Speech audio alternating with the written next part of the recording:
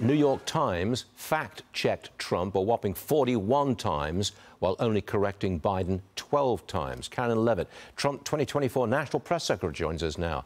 Karoline, does that mean that Trump was supposed to have lied more than Biden?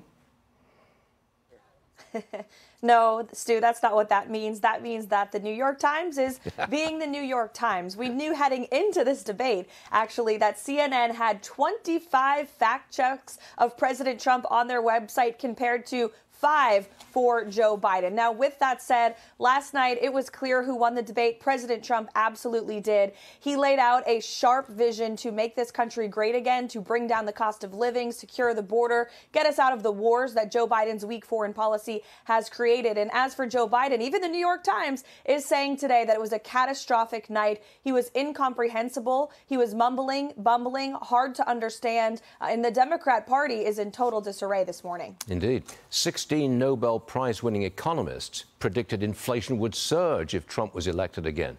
Listen to what President Biden had to say about that last night. Roll it.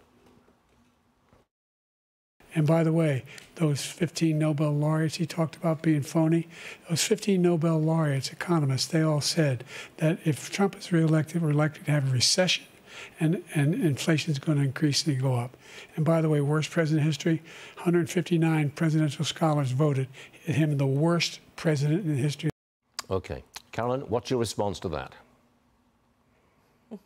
With all due respect to these Nobel Prize winners, the American people don't need them to know which president put more money back into their pocketbooks, and that president was Donald Trump. And if you actually look at the list of these folks, they're all far left activists. One of them is actually Janet Yellen's husband.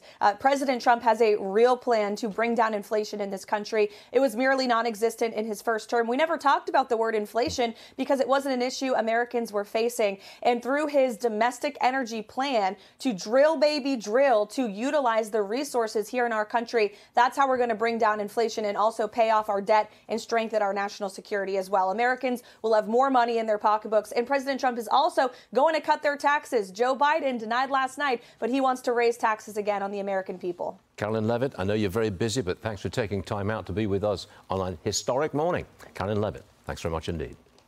Indeed.